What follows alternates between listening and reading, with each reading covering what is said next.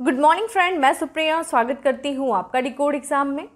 Friend, आज daily current affairs की class में हम डिस्कस करेंगे 27 मार्च से रिलेटेड जितने भी न्यूज़ हैं, जितने भी इवेंट्स हैं जो हमारे एग्जाम के लिए इंपॉर्टेंट हैं, हम उन्हें एक एक करके यहाँ पे देखेंगे। तो आइए दोस्तों स्टार्ट करते हैं आज की क्लास। और आज की क्लास स्टार्ट करने से पहले हम कल के पूछे गए प्रश्नों के उत्तर को देख लेते हैं। कल मैंने आपसे पूछा था कि केबुल लामजाओ राष्ट्रीय उद्यान किस राज्य में स्थित है। तो देखिए इसका आंसर क्या है। ये भारत के उत्तर पूर्वी राज्य मणिपुर में स्थित है और ये मणिपुर का जिला है जिसका नाम है विष्णुपुर जिले में ये राष्ट्रीय उद्यान स्थित है। इस राष्ट्रीय उद्यान की खासियत है कि ये विश्व का इकलौता तैरता हुआ राष्ट्रीय उद्यान है। तैर रहा है तो यानी कि किसी झील या किसी नदी में तैर रहा होगा। तो देखिए ये जो राष्ट्रीय उद्यान है मणिपुर का, जो विश्व प्रसिद्ध राष्ट्रीय उद्यान है, ये लोकटक झील का एक अभिन्न अंग है। ठीक है, तो ये लोकटक झील में स्थित है, ये चीज ध्यान रखिएगा। इस राष्ट्रीय उद्यान की एक और खासियत है, एक आकर्षण का केंद्र है। यहाँ पे देखिए, यहाँ पे एक संकटग्रस्त संघाई डियर या फिर जो जिसे हम डांसिंग डियर कहते हैं, इस संघाई डियर, इस संघाई हिरण का ये एकमात्र निवास स्थान है। ध्यान रखिएगा, ये जो संघाई डियर है इसे हम डांसिंग डियर कहते हैं क्योंकि जब आप इस पार्क में जाओगे या बहुत से लोग गए भी होंगे, देखे भी होंगे, तो ये जो हिरण है ना, ये आपको वहाँ पे खेलता हुआ, कूदता हुआ, डांस करता हुआ दिख जाएगा। तो इसलिए ये काफ़ी ज़्यादा यहाँ का आकर्षण का केंद्र है। लेकिन वर्तमान में ये संकटग्रस्त है संघाई डियर। तो ध्यान रखिएगा, डांसिंग डियर जो है, जो कि एकमात्र इसका निवास स्थान कहाँ पे है, वो केबुल लामजाओ नेशनल पार्क में है, जो कि कहाँ स्थित है, मणिपुर में स्थित है। कौन से झील में? लोकटक झील में। ठीक है, तो ये कुछ महत्वपूर्ण तथ्य हैं जिसको आप याद रखिएगा। आते हैं आज के सेशन पे और सबसे पहले प्रश्न पे चलते हैं। और हमारा पहला प्रश्न है कि हाल ही में किसके द्वारा धूसर जल प्रबंधन के लिए सुजलाम चरण 2 अभियान लॉन्च किया गया है। धूसर जल यानी कि ग्रे वाटर, उसके लिए एक अभियान लॉन्च किया गया जिसका नाम है सुजलाम 2 अभियान लॉन्च किया गया। किसके द्वारा? अमित शाह के द्वारा, गजेंद्र सिंह के द्वारा, भूपेंद्र यादव के द्वारा या फिर गिरिराज सिंह के द्वारा। तो इसका देखिए आंसर क्या हो जाएगा, बी हो जाएगा, यानी कि केंद्रीय जल मंत्री गजेंद्र सिंह जी के द्वारा सुजलाम चरण 2 अभियान लॉन्च किया गया है। किस जल के लिए? प्रबंधन के लिए, धूसर जल प्रबंधन के लिए। आइए इसके बारे में देखते हैं। तो केंद्रीय जल शक्ति मंत्री श्री गजेंद्र सिंह शेखावत ने विश्व जल दिवस के अवसर पे, यानी कि जो 22 मार्च को विश्व जल दिवस था, उसके अवसर पर उन्होंने केंद्रीय जल शक्ति मंत्रालय के पेयजल तथा स्वच्छता विभाग के द्वारा वर्चुअल रूप से आयोजित कार्यक्रम में धूसर जल प्रबंधन के लिए सुजलाम चरण 2 अभियान लॉन्च किया। ध्यान रखिएगा, धूसर जल प्रबंधन के लिए, ग्रे वाटर मैनेजमेंट के लिए इसे लॉन्च किया गया है, सुजलाम 2 अभियान को। ठीक है, उद्देश्य ध्यान रखिएगा। आइए देखते हैं धूसर जल क्या है। धूसर जल को घरेलू प्रक्रियाओं जैसे कि बर्तन धोने, कपड़े धोने या फिर स्नान करने से उत्पन्न अपशिष्ट जल के रूप में परिभाषित किया जाता है। देखिए ध्यान रखिएगा, धूसर जल वो जल होते हैं जो आप रसोई घर में जो पानी जो इस्तेमाल किया जाता है या फिर जो नहाने के लिए जो आप पानी इस्तेमाल करते हैं, उसके बाद जो अपशिष्ट जल होता है, ध्यान रखिएगा इसमें जो मानव मल को शामिल नहीं किया जाता है। इसमें जो रसोई घर होता है, जो स्नानागार से जो बहने वाला जो अपशिष्ट जल होता है, उनका इस्तेमाल किया जाता है। और ऐसे जल को क्या किया जाता है, अनेक प्रयोजनों के लिए इनको पुनः प्रयोग यानी कि इनका रिसाइकल किया जाता है, जिससे कि इनका पुनः इस्तेमाल किया जा सके। क्योंकि ये जो ग्रे वाटर होते हैं या फिर धूसर जल होते हैं, ये हमारे स्वास्थ्य के लिए कोई दुष्प्रभाव नहीं छोड़ते या फिर हमारे स्वास्थ्य के लिए हानिकारक नहीं होते, इसलिए इनका एक तरीके से रिसाइकल किया जाएगा। ठीक है, इस अभियान के तहत जो है सरकार समुदायों, पंचायतों, स्कूल, आंगनबाड़ियों को ग्रेट वाटर प्रबंधन के लिए प्रेरित करेगी। ठोस और तरल अपशिष्ट प्रबंधन पर 6 लाख से अधिक गाँव में गहन गतिविधि देखी जाएगी। ठीक है, इस वर्ष देखा जाए इस अभियान का जो विषय है वो भूजल अदृश्य को दृश्यमान बनाना। ठीक है, अगस्त में देखा जाए, अगर हम चरण 1 की बात करें, सुजलाम अभियान चरण 1 की, तो इसका जो शुरुआत किया गया था अगस्त 2021 में किया गया था। और अगर हम विश्व जल दिवस की बात करें जो कि 22 मार्च को मनाया गया था, इसका जो है सबसे पहले जो शुरुआत की गई थी 1993 में सबसे पहले जो है शुरुआत किया गया था। और तब से लेकर के 22 मार्च को जो है विश्व जल दिवस मनाया जाता है। और इस वर्ष जो विश्व जल दिवस की थीम क्या थी, भूजल सदृश्य को दृश्यमान बनाना है। और इसी जो हर साल इसी दिवस के अवसर पर, यानी कि विश्व जल दिवस के जो अवसर पर लगभग संयुक्त राष्ट्र के द्वारा एक रिपोर्ट जारी की जाती है जिसका नाम है विश्व जल विकास रिपोर्ट। ध्यान रखिएगा, विश्व जल विकास रिपोर्ट किसके द्वारा? संयुक्त राष्ट्र के द्वारा जारी किया जाता है। ये लगभग देखा जाए जो विश्व जल दिवस के आसपास जो है ये रिपोर्ट जारी किया जाता है। तो वर्ल्ड वाटर डेवलपमेंट रिपोर्ट किसके द्वारा? यूनाइटेड नेशन के द्वारा। ठीक है, संयुक्त राष्ट्र के द्वारा। ये चीज़ ध्यान रखिएगा। ठीक है, थीम ध्यान रखिएगा किसकी, जो इस वर्ष विश्व जल दिवस की थीम थी, ठीक है, इसे ध्यान रखिएगा। और सुजलाम अभियान के बारे में ध्यान रखिएगा, इसका उद्देश्य क्या है, धूसर जल प्रबंधन, ठीक है, ग्रे वाटर मैनेजमेंट, ये इसका उद्देश्य यानी कि रिसाइकल करना वाटर को, ठीक है। आते हैं अगले प्रश्न पे, और हमारा अगला प्रश्न है कि हाल ही में चर्चा में रहा मीना माता अधिसमय किसके प्रतिकूल प्रभावों से बचाने के लिए एक वैश्विक संधि है, पारा, मीथेन गैस या फिर शीशा या फिर रासायनिक हथियार। तो देखिए ये जो मिनी माता अधिसमय था, जो कि भी हाल फिलहाल में चर्चा है, वो पारा के दुष्प्रभाव से बचाने के लिए एक जो है वैश्विक संधि है, पारा जिसे मरकरी कहते हैं, ठीक है। इसके बारे में भी देख लीजिएगा, मिनी माता कन्वेंशन ऑन मरकरी, ठीक है। इसके बारे में देखा जाए तो पारे पर मीना माता अधिसमय, ठीक है, मीना माता कन्वेंशन ऑन मरकरी मानव स्वास्थ्य और पर्यावरण को पारा और इसके यौगिकी को प्रतिकूल प्रभाव से बचाने के लिए एक वैश्विक संधि है, ठीक है। तो जो ये जो पारे का जो प्रभाव पड़ता है मानव स्वास्थ्य पे प्रतिकूल प्रभाव पड़ता है, उसी तरीके से जो पर्यावरण पर प्रतिकूल प्रभाव पड़ता है, इन प्रभावों से बचाने के लिए एक संधि की गई थी, और उस संधि का नाम क्या है, मीना माता अधिसमय, ठीक है। इस संधि को देखा जाए वर्ष 2013 में जेनेवा, जो कि स्विट्जरलैंड में स्थित है, वहाँ पे एक अंतर सरकारी वार्ता समिति में जो है 5वें सत्र के दौरान जो हस्ताक्षर किया गया था। इस संधि को वर्ष 2013 में ध्यान रखिएगा, जेनेवा स्विट्जरलैंड में। और ये संधि देखिए लागू किस वर्ष हुई थी, 2017 में संधि को लागू किया गया था। यह संधि जो है एक संयुक्त राष्ट्र की संधि है, और इस संधि पर जो है भारत के भी द्वारा अभिपुष्टि की गई थी। ध्यान रखिएगा, मीना माता संधि पर भारत के भी द्वारा अभिपुष्टि की गई है। अभी हाल फिलहाल में चूंकि हम मीना माता संधि की चर्चा इसलिए कर रहे हैं कि हाल फिलहाल में जो इंडोनेशिया का एक शहर है जिसका नाम है बाली में जो है विभिन्न हितधारकों की एक बैठक में एक घोषणा पत्र को अपनाया गया है, या फिर अपनाए जाने की सहमति बनाई जा रही है, जो कि एक गैर बाध्यकारी घोषणा पत्र है, यानी कि नॉन बाइंडिंग डिक्लेरेशन है। और इस घोषणा में देखिए क्या प्रयास किया जा रहा है, ये जो घोषणा है इसमें वैश्विक स्तर पर एक प्रमुख प्रदूषक जो कि पारा मरकरी के अवैध व्यापार का सामना करने हेतु अंतर्राष्ट्रीय सहयोग और समन्वय को बढ़ाएगा। तो ये जो पारे का जो अवैध व्यापार हो रहा है, उस अवैध व्यापार को रोकने का प्रयास करने के लिए इस घोषणा को मतलब जारी किया गया है। और इसमें यह प्रयास किया जा रहा है कि इसमें जो है बाली घोषणा के लिए जो है वो मिनी माता अधिसमय के जितने भी पक्षकार हैं, उन पक्षकारों से समर्थन और प्रतिबद्धता मांगने का जो है प्रयास किया जा रहा है, या फिर मांगी जा रही है। इस कारण से जो है ये मीना माता जो अधिसमय वो चर्चा में बना हुआ है, ठीक है। ध्यान रखिएगा, बाली घोषणा भी ध्यान रखिएगा, ठीक है, ये बाली घोषणा, ठीक है। ये भी देखा जाए तो पारे का जो व्यापार हो रहा है, अवैध व्यापार, उसको रोकने के प्रयास के लिए जो है ये बाली, जो कि इंडोनेशिया का शहर है, वहाँ पे एक बैठक बुलाई गई, एक वार्ता बुलाया गया, जिसमें इसका प्रयास किया जा रहा है। और ये प्रयास किया जा रहा है कि ये जो पक्षकर हैं, जो इस कन्वेंशन के जितने भी जो पक्षकर हैं, जो पार्ट हैं इसके, इस कन्वेंशन के, उनसे जो है एक समर्थन पाने का प्रयास किया जा रहा है, जिससे कि इस पारा के अवैध व्यापार को जो है ख़त्म किया जा सके, उसको रोका जा सके, और इसका जो दुष्प्रभाव है मानव के स्वास्थ्य पे, जो पर्यावरण के स्वास्थ्य पे, उसे रोका जा सके, ठीक है। इसलिए चर्चा में है। आते हैं अगले प्रश्न पे, और हमारा अगला प्रश्न है कि भारत सरकार द्वारा किस वर्ष तक 220 नए हवाई अड्डे बनाने का लक्ष्य रखा गया है, 2023 तक, 2024 तक, 2025 तक, या फिर 2026 तक। तो इसका करेक्ट आंसर हो जाएगा सी, हो जाएगा 2025 तक जो है वो भारत सरकार ने ये योजना बनाया है, लक्ष्य रखा है कि 2020 मतलब 220 नए हवाई अड्डे बनाएंगे। तो नागरिक उड्डयन मंत्री हैं वर्तमान में ज्योतिरादित्य सिंधिया, उन्होंने कहा है कि सरकार देश में 2025 तक 220 हवाई अड्डे बनाने का लक्ष्य रखी है। अगर हम देखें वर्तमान में जो अभी यहाँ पे तो 2022 से 23 के लिए जो नागरिक उड्डयन मंत्रालय की अनुदान मांगों का जवाब देते हुए सिंधिया ने बताया कि कोविड-19 भारत जो है कोविड-19 महामारी के दौरान चाहे घरेलू यानी कि डोमेस्टिक और अंतर्राष्ट्रीय यानी कि इंटरनेशनल यात्रा में वो काफ़ी आगे बढ़ा है। और सरकार के द्वारा एक भी लक्ष्य रखा गया है कि जो सरकार है वो 33 नए घरेलू कार्गो टर्मिनल और पायलटों के लिए 15 नए उड़ान प्रशिक्षण स्कूल बनाने का योजना भी बना रही है, ठीक है। सरकार ने ये बताया है कि आने वाले वर्षों में खराब होने वाले खाद्य पदार्थों के लिए कार्गो उड़ानों में 30% की वृद्धि की जाएगी, यानी कि जो वस्तुएं, जो खाद्य पदार्थ हैं जो बहुत जल्दी जो है खराब हो जाती हैं, उनका जो है एक तरीके से कार्गो उड़ान में जो है वृद्धि किया जाएगा, जिससे कि उन वस्तुओं का जल्दी से जल्दी क्या किया जा सके, निर्यात किया जा सके उनके खराब होने से पहले। क्योंकि कार्गो की जब संख्या कम होगी तो जनरली जब आप देखेंगे तो उनके निर्यात में भी समस्या आती है। तो इस चीज़ को ध्यान में रखते हुए जो है 30% की वृद्धि करने की भी योजना बनाई जा रही है, जिससे कि ये जो खाद्य पदार्थ हैं वो भी जो है खराब ना हो सके, ठीक है। ये चीज़ ध्यान रखिएगा, 2025 तक 220 नए हवाई अड्डे। आते हैं अगले प्रश्न पे, और अगला प्रश्न है हमारा कि खेल जगत से संबंधित ये प्रश्न है।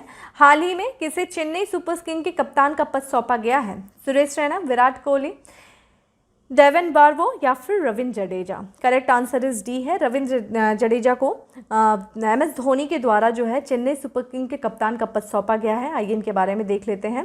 तो देखा जाए वर्ष 2008 में जब इंडियन प्रीमियर लीग स्टार्ट हुआ था IPL, उसी के समय से ही जो है चेन्नई सुपर किंग की जो नेतृत्व किया जा रहा है, कप्तानी की जा रही है, वो MS धोनी के द्वारा की जा रही है। लेकिन अब MS धोनी के द्वारा जो है वो रविंद्र जडेजा को जो है चेन्नई सुपर किंग की जो है वो मेजबानी सौंप दी गई है।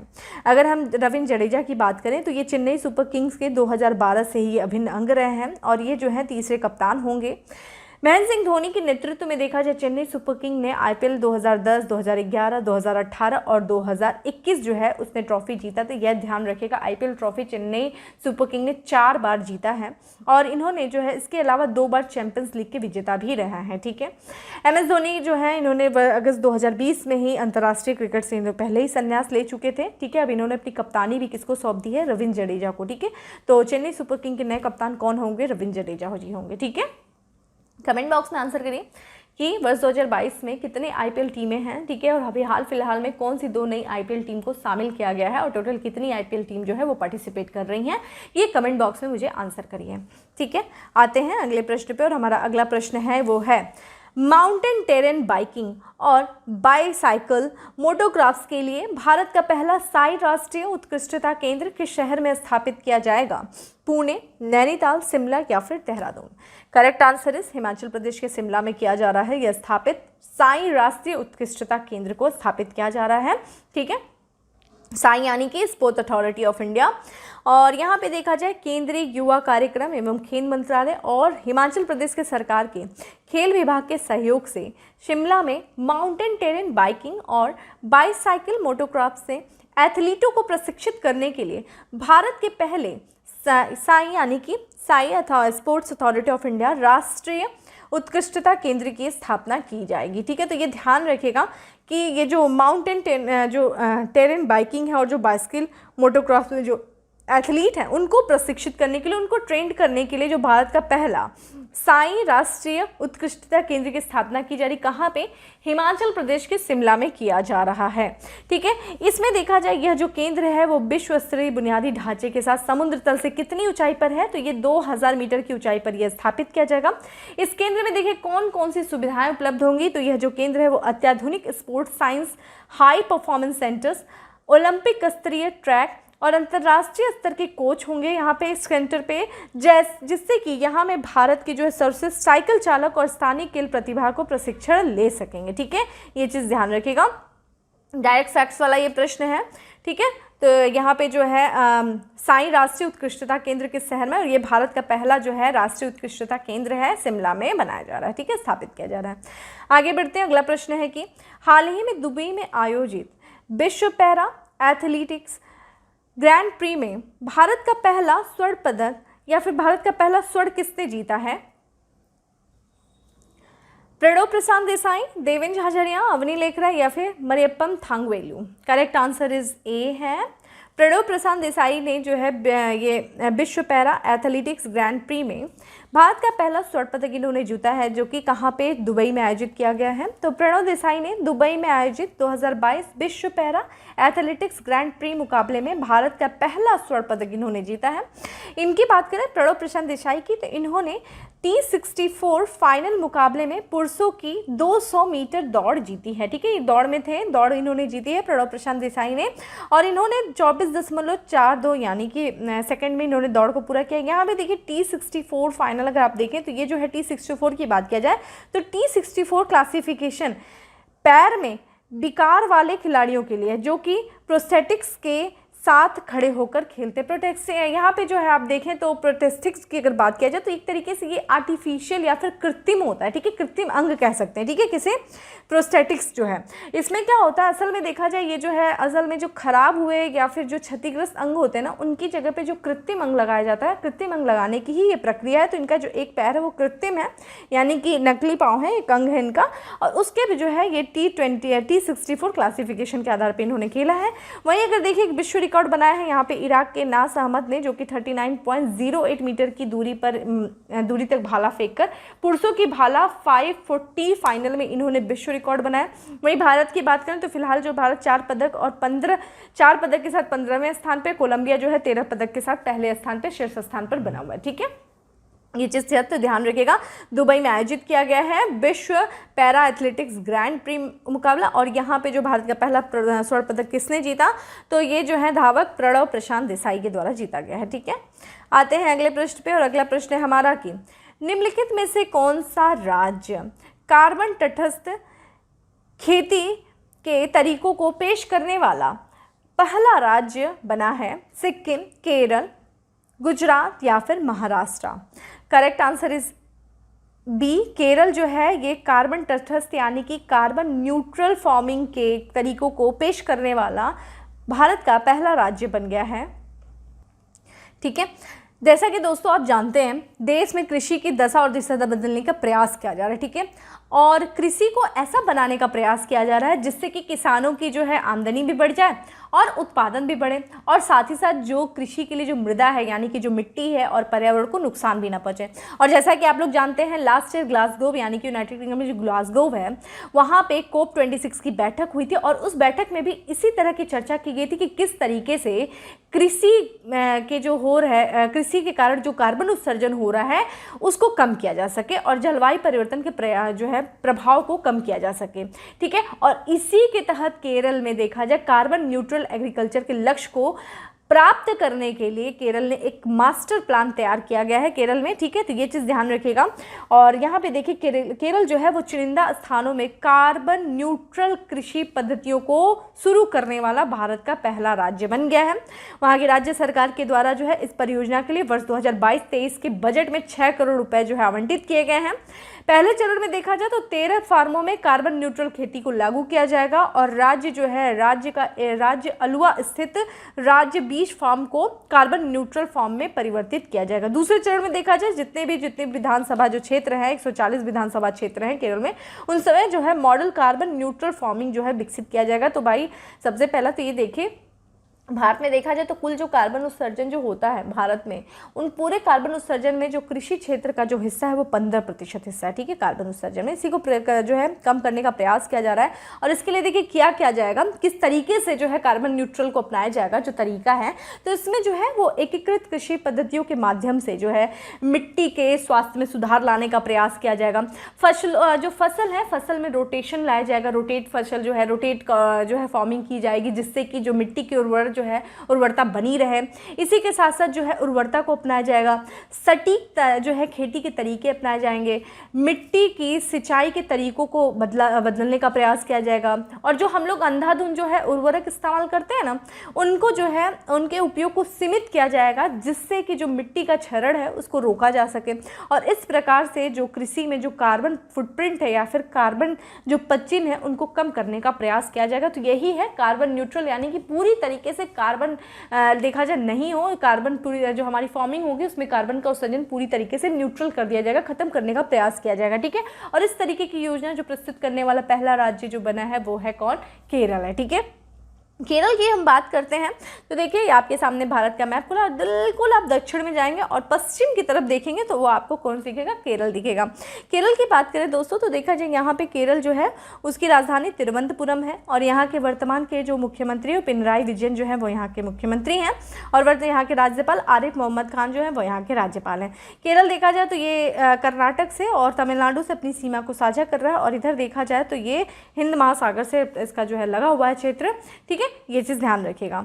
आते हैं अगले प्रश्न पे, और अगला प्रश्न है कि हाल ही में रॉयल सोसाइटी ऑफ एडिनबर्ग के फेलो के लिए किसे नामित किया गया है? इंदिरा नूई, ऋचा मिश्रा, किरण मजूमदार शाह या फिर Geeta Upadhyay? Correct answer C है, किरण मजूमदार शाह को रॉयल सोसाइटी ऑफ एडिनबर्ग के फेलो के लिए नामित किया गया है। तो ये बायोकॉन बायोलॉजिस्ट की कार्यकारी अध्यक्ष हैं किरण मजूमदार शाह, और इनको स्कॉटलैंड में रॉयल सोसाइटी ऑफ एडिनबर्ग में एक साथी के रूप में चुना गया है। ठीक है, अगर हम रॉयल सोसाइटी ऑफ एडिनबर्ग की बात करें तो ये दुनिया के सबसे पुराने और सम्मानित अकादमिक समाजों में से एक है। ठीक है, तो ध्यान रखिएगा किसे जो है नामित किया गया है स्कॉटलैंड में रॉयल सोसाइटी ऑफ एडिनबर्ग के रूप में नामित किसको किया गया है? यहाँ पे किरण मजुमदार शाह। किरण मजुमदार शाह की बात किया जाए तो ये बायोकॉन और बायोलॉजिस्ट की कार्यकारी अध्यक्ष हैं। ठीक है, अगला प्रश्न है हमारा, निम्नलिखित में से किस स्थान पर बिप्लोबी भारत गैलरी का उद्घाटन किया गया है? भोपाल, अहमदाबाद, पुणे या फिर Kolkata? Correct answer is D है, कोलकाता में बिप्लोबी भारत गैलरी का उद्घाटन किया गया है।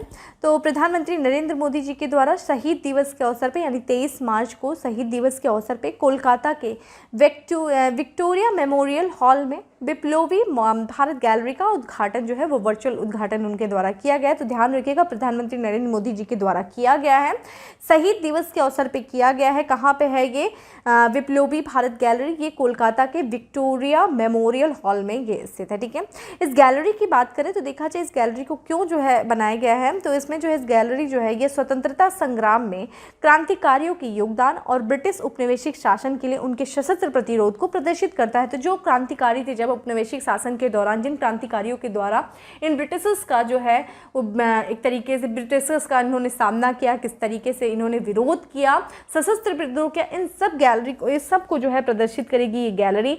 इस गैलरी में देखा जाए तो जो इस गैलरी का उद्देश्य है वो 1947 यानी कि भारत की आज़ादी तक जितनी भी घटनाएं हैं उन घटनाओं का समग्र दृष्टिकोण प्रदान करना और क्रांतिकारियों की महत्वपूर्ण भूमिका को उजागर करना। तो जितने भी क्रांतिकारी रहे जिन्होंने भारत को स्वतंत्र कराने में अपना योगदान दिया, उनके जो है उनकी जितनी भी जो महत्वपूर्ण भूमिका है उनको उजागर करने का प्रयास किया जाएगा, लोगों तक पहुंचाने का प्रयास किया जाएगा इस गैलरी के माध्यम से। इसमें देखा जाए क्रांतिकारी आंदोलन, क्रांतिकारी नेताओं द्वारा जो महत्वपूर्ण संघों का गठन किया गया था। ठीक है, और यहाँ पे जो आंदोलन का जो किस तरीके से उन्होंने प्रसार किया, भारतीय राष्ट्रीय सेनाओं का जो गठन हुआ, नौसेना विद्रोह के योगदान को भी इस गैलरी में प्रदर्शित किया जाएगा। तो जितने भी अपने अपने तरीके से जितने लोगों ने जो है भारत को स्वतंत्र कराने के लिए जो अपने योगदान दिए, जो उनके महत्वपूर्ण योगदान थे, चाहे उन्होंने संगठनों के स्थापना के माध्यम से, चाहे उन्होंने किसी भी तरह से सशस्त्र विद्रोह के माध्यम से ब्रिटिशर्स को भारत से जाने के लिए विवश कर दिया, इन सब योगदान को इसमें दिखाया जाएगा इस गैलरी में। ध्यान रखिएगा, कोलकाता के विक्टोरिया मेमोरियल जो है हॉल में इसे विप्लोबी भारत गैलरी में जो है विप्लोबी भारत गैलरी को जो बनाया गया है। ठीक है, ये चीज़ ध्यान रखिएगा। और यहाँ पे देखिए हमने बात किया है शहीद दिवस, तो बताइए शहीद दिवस के किसके कारण मनाया जाता है, मतलब किस दिन के लिए जो है शहीद दिवस को याद किया जाता है, यो कौन सा दिन है? तो आप मुझे शहीद दिवस के बारे में बताइए कि किसे शहीद किया गया था। ठीक है, आते हैं अगले प्रश्न पे और अंतिम प्रश्न है हमारा कि भारतीय रिजर्व बैंक द्वारा किस स्थान पे रिजर्व बैंक इनोवेशन हब का उद्घाटन किया गया? बेंगलुरु, दिल्ली, मुंबई या फिर चेन्नई? करेक्ट आंसर इज ये है बेंगलुरु, यानी कि कर्नाटक में, कर्नाटक राजधानी बेंगलुरु में जो है। ठीक है, रिजर्व बैंक इनोवेशन हब का उद्घाटन किया गया। ये देखते हैं किस उद्देश्य से इसको उद्घाटन किया गया। तो भारतीय रिजर्व बैंक के जो गवर्नर हैं शक्तिकांत दास जी के द्वारा बेंगलुरु में रिजर्व बैंक इनोवेशन हब का उद्घाटन किया गया है। और इस इनोवेशन हब का जो स्थापना का उद्देश्य क्या है? ये है वित्तीय नवाचार को प्रोत्साहन देने के इरादे से जो है रिजर्व बैंक इनोवेशन हब का उद्घाटन किया गया। यहाँ देखिए हमें एक शब्द दिख रहा है वित्तीय इनोवेशन, यानी कि फाइनेंशियल इनोवेशन। ठीक है, वित्तीय नवाचार जिसे हम कहते हैं फाइनेंशियल इनोवेशन कहते हैं। ध्यान रखिएगा, इनोवेशन यानी कि कोई भी एक तरीके से परिवर्तन। नवाचार का देखिए दो शब्दों से मिलकर बना है, नवाधनचार। ठीक है, ये दो शब्द कौन से हैं? नवाधन आचार कह सकते हैं। देख लीजिए भैया, मेरी हिंदी थोड़ा सा संधि विक्षेप मैंने यहाँ पे गलत कर दिया, तो ठीक है नवाधन आचार होगा। ठीक है, तो यहाँ पे देखा जाए नवा मतलब होता है नया, और जो आचार का मतलब होता है क्या, मतलब आचरण होता है या फिर परिवर्तन होता है, तो नया परिवर्तन लाना। ठीक है, तो जब आप वित्तीय क्षेत्र में, वित्तीय सेक्टर्स में, फाइनेंशियल सेक्टर में जब कुछ नया परिवर्तन लाने का प्रयास करते हैं, कुछ नई चीज़ें लाते हैं, तो उन्हीं को क्या कहते हैं हम वित्तीय नवाचार। यानी कि जो भी हम फाइनेंशियल सिस्टम में जो इंस्ट्रूमेंट यूज़ कर रहे हैं, जैसे कि रिसिप्ट यूज़ कर रहे हैं, जो टेक्नोलॉजी यूज़ कर रहे हैं, उनमें कुछ नया नया इनोवेशन करना, कुछ नए नए तरीकों का खोज करना। ठीक है, और आप इन दिनों देख भी रहे होंगे कि किस तरीके से इंडिया में जितने भी बैंकिंग और जो फाइनेंशियल सेक्टर्स हैं जो फाइनेंशियल मार्केट है उनमें बहुत सारे इनोवेशन हुए हैं, उनमें नए नए फीचर्स जोड़े गए हैं। जैसे कि आप ऑनलाइन बैंकिंग देख लीजिए, जो ऑनलाइन बैंकिंग है ये क्या है, एक नया इनोवेशन ही तो है, ठीक है। यानी कि हम बैंकिंग सेक्टर को क्या कर रहे हैं, डिजिटलाइजेशन कर रहे हैं, डिजिटल कर रहे हैं, ऑनलाइन ट्रेडिंग हो रहा है, व्यापार किया जा रहा है, ऑनलाइन पेमेंट, यानी कि बहुत सारे नए नए जो है हमारे पास आज की डेट में अलग अलग मोड्स हैं पेमेंट करने के, जैसे कि पेटीएम के माध्यम से, गूगल के पे के माध्यम से। तो ये सब क्या है, ये सब फाइनेंशियल इनोवेशन है, नवाचार है, एक नई खोज, एक परिवर्तन है, ठीक है। इसी को प्रयास को लाने के लिए जो इसी के तहत जो है फिर से जो फाइनेंशियल सेक्टर्स में नए नए इनोवेशन हो, इसी उद्देश्य से रिजर्व बैंक इनोवेशन हब का उद्घाटन बेंगलुरु में किया गया है। और यह इस नवाचार के जरिए देखा जाए वित्तीय सेवाओं और उत्पादों तक निम्न आय समूह के पहुंच को बढ़ावा देने वाली पारिस्थितिकी बनाने की कोशिश की जाएगी, ठीक है। तो जितने भी निम्न आय वर्ग हैं उन तक जो है वो वित्तीय सेवाएं पहुंच सकें, ऐसा जो है एक इन्वायरमेंट बनाने का प्रयास किया जाएगा। और यह जो है केंद्र यानी कि जो सेंटर है वो भारत में वित्तीय क्षेत्र में विश्वस्तरीय नवाचार लाने के साथ ही वित्तीय समावेशन की दिशा में भी काम करेगा। दो शब्द हमें मिले, एक वित्तीय नवाचार यानी कि फाइनेंशियल इनोवेशन, और यहाँ पे हमें दिख रहा है वित्तीय समावेशन यानी कि फाइनेंशियल इंक्लूजन। वित्तीय नवाचार होता है नए नए परिवर्तन लाना, और वित्तीय जो समावेशन, वित्तीय जो इंक्लूजन या फाइनेंशियल इंक्लूजन होना है कि ज़्यादा से ज़्यादा लोगों को बैंकिंग सेक्टर से, ठीक है, जोड़ना, ठीक है। ये चीज़ ध्यान रखिएगा, ज़्यादा से ज़्यादा लोगों को बैंकिंग सेक्टर के दायरे में लाना, बैंकिंग जो सेवाएं हैं उनके दायरे में लाना, इसी को कहते हैं वित्तीय समावेशन। तो उद्देश्य आपको ये भी समझ में आ गया होगा।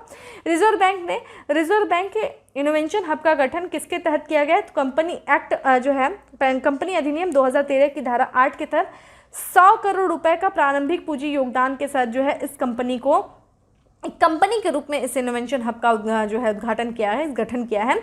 और यह जो कंपनी के रूप में जो गठन किया गया है इसे रिजर्व बैंक इनोवेशन हब का, ये रिजर्व बैंक ऑफ इंडिया की पूर्ण स्वामित्व वाली एक सहायक कंपनी होगी। आरबीआई इनोवेशन हब में महिलाओं के स्वामित्व वाले उद्यमों के अस्थायी समाधान हेतु स्वनारी टेक स्प्रिंट की मेजबानी करेगा। और अगर हम टेक स्प्रिंट की बात करें तो इसका उद्देश्य देखिए क्या है, भारत में महिलाओं के लिए डिजिटल वित्तीय समावेशन को आगे बढ़ाना है, ठीक है। तो आपको दो टर्मिनोलॉजी ध्यान रखिएगा, वित्तीय इनोवेशन और वित्तीय नवाचार और वित्तीय समावेशन, ठीक है। तो ये था दोस्तों आज का हमारा करंट अफेयर्स, ठीक है। और हम आ जाते क्वेश्चंस ऑफ द डे में कि प्रधानमंत्री मुद्रा योजना की शुरुआत किस वर्ष और किस उद्देश्य से की गई थी, साथ ही साथ मुद्रा जो है, ठीक है, मुद्रा का फुल फॉर्म बताना मुझे नहीं भूलिएगा, ठीक है। क्या है ये मुद्रा का फुल फॉर्म, अच्छे से एक्सप्लेन करिएगा, प्रश्न भी आपके एग्जाम में आ चुका है, ठीक है। एक हिंट दूंगी, ये भी एक तरीके से आपका फाइनेंशियल इंक्लूजन का ही जो है इंस्ट्रूमेंट है, ज़्यादा से ज़्यादा वित्तीय समावेशन का ही एक तरीके से देखा जाए तो ये इंस्ट्रूमेंट है, ठीक है। तो ये इसलिए आपसे ये प्रश्न पूछा गया है, प्रधानमंत्री मुद्रा योजना के बारे में बताइए, ठीक है। बाकी दोस्तों आजकल थोड़ा PDF डिले हो जा रही है, उसके लिए मुझे माफ़ करिएगा, थोड़ा कभी कभी डिले हो जाता है, आपको इतना परेशान होने की आवश्यकता नहीं है। और जो डिले हो जाता है तो आप करंट अफेयर्स की वीडियो देख लिया करिए, उसमें सेम सारी चीज़ें वही जो PDF में अवेलेबल होती है वही सारी चीज़ें बताई जाती है, बिल्कुल बल्कि एक्सप्लेन करके बताया जाता है। तो कभी कभी डिले हो जाता है तो आप परेशान नहीं हुआ करिए, थोड़ा सा पेशेंस रखा करिए, चीज़ें आपको जरूर डिलीवर की जाएंगी, ठीक है। बाकी टेलीग्राम ग्रुप का जो लिंक है वो आपको डिस्क्रिप्शन बॉक्स में दिया हुआ है, वहाँ से आप PDF डाउनलोड कर सकते हैं। बाकी सेशन अच्छा लगा हो तो लाइक करना नहीं भूलें, ज़्यादा से ज़्यादा लोग को शेयर करें, और चैनल पर पहली बार आया है तो सब्सक्राइब करना नहीं भूलें। बाकी फिर मिलते हैं नेक्स्ट सेशन में, तब तक के लिए bye, have a good day, stay safe and stay happy.